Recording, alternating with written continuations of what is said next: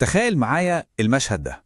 أخيراً بعد سنين تعب وشغل وصلت لل1,000,000 جنيه، الرقم اللي كان حلم بعيد. بتبص في حسابك وبتاخد نفس عميق وتقول خلاص كده أقدر أرتاح بجد، صح؟ طيب امسك أعصابك شوية، لأن الحقيقة الصادمة إن ال1,000,000 جنيه ده دلوقتي ممكن جدا وبكل بساطة ما يكفيش. المشكلة هنا مش في الرقم نفسه خالص، المشكلة في الطريقة اللي بنحسب بيها قوته. أغلب الناس بتفتكر إنها خلاص كده وصلت للحرية المالية، وبعدين بتتفاجأ بواقع مختلف تماما، واقع ممكن يكون مؤلم. في وهم شائع جدا وناس كتير بتقع فيه. الفكرة بتقول ايه؟ لو محفظتي الاستثمارية كسبت 12% السنة دي، يبقى ببساطة أقدر أصرف ال 12% كلهم، يعني 120,000 جنيه في السنة. يبان منطقي مش كده؟ طيب قبل ما نكمل، لو الشرح ده بدأ يفتح عينك على حاجات جديدة، اعمل لايك حالا واشترك في القناة عشان ما تفوتش أي حاجة جاية. وسؤالي ليك، لو معاك 1,000,000 جنيه دلوقتي، هل ده في رأيك كفاية عشان تعيش من غير شغل؟ ولا لأ؟ قول لنا رأيك بصراحة في الكومنتات. الإجابة طبعاً لأ. الواقع مختلف تماماً. السوق مش مرتب شهري ثابت. سنة ممكن تلاقي نفسك كسبان 25%، والسنة اللي بعديها على طول ممكن تخسر 15%. دي مش خطة، دي تعتبر مغامرة بمستقبلك. بس الخطر ده مش لوحده، في عدو تاني، عدو خفي شغال في صمت وبياكل في فلوسك كل يوم من غير ما تحس: التضخم. وانت بتحتفل ب1,000,000 جنيه بتاعك، في وحش صامت اسمه التضخم عمال ينهش في قيمته الحقيقية كل سنة. وده تاني أهم درس النهاردة. ولو دي أول مرة تفكر في الموضوع بالشكل ده، اعمل لايك حالا واشترك لو لسه ما عملتش، واكتب في كومنت الرقم مش كفاية لوحده. طيب إيه الحل؟ في قاعدة عالمية، سر من أسرار الخبراء الماليين بتغير كل الحسابات دي، اسمها قانون ال4%. طيب إيه حكاية القاعدة دي؟ ببساطة شديدة، القاعدة دي بتقول إن أقصى مبلغ آمن تقدر تسحبه من مدخراتك هو 4% بس في أول سنة تقاعد، وبعدين بتعدل المبلغ ده كل سنة بنسبة التضخم. ليه؟ عشان تضمن إن فلوسك تفضل مكفياك لمدة طويلة، حوالي 30 سنة. طيب يلا بينا نحسبها سوا على ال1,000,000 جنيه بتاعنا. 4% من مليون يعني 40,000 جنيه في السنة.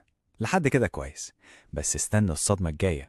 لما نقسم ال40,000 جنيه على 12 شهر، الرقم اللي هيطلع هو حوالي 3,300 جنيه في الشهر. أيوه بس كده. هل ده الرقم اللي كنت متوقعه ولا الصدمة كانت قوية؟ اكتب لي في الكومنتات. بس استنى، قبل ما يجيلك أي إحباط، الصورة لسه مكملتش. الرقم ده مش المفروض يكون هو الصورة الكاملة، ده مجرد قطعة واحدة من البازل. الصورة الكاملة للتقاعد بتشمل مصادر تانية، ممكن يكون في معاش حكومي أو إيجار من عقار أو أي شغل جانبي بتعمله. لما تجمع كل المصادر دي على بعض، الصورة بتبدأ تبقى أحسن بكتير. في خطر تاني ويمكن يكون أخطر حاجة ممكن تواجهك، واسمه توقيت الخسارة أو Sequence of Returns Risk. تخيل معايا السيناريو المرعب ده.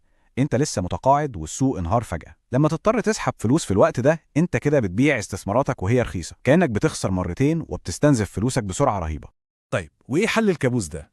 الحل أذكى وأبسط مما تتخيل: السيولة النقدية، الكاش. الخبراء بينصحوا إنك تحتفظ بسيولة تغطي مصاريفك لمدة 2 أو 3 فلوس كاش أو في حساب سهل السحب منه. ده الدرع بتاعك اللي بيحميك من إنك تبيع أصولك في وقت الخسارة. لو وصلت معانا لحد هنا، فده معناه إنك بجد جاد في مستقبلك المالي. عشان كده اعمل لايك واشترك في القناة فوراً وفعل الجرس، واكتب في الكومنتات عايز أوصل لحرية مالية حقيقية. بس في مفاجأة تانية معظم الناس بتنساها: المصاريف اللي مش بتختفي، تكاليف الصحة اللي بتزيد مع السن، وساعات بتزيد أسرع من التضخم نفسه، ومصاريف السكن والمواصلات والسفر، كل ده بيفضل موجود.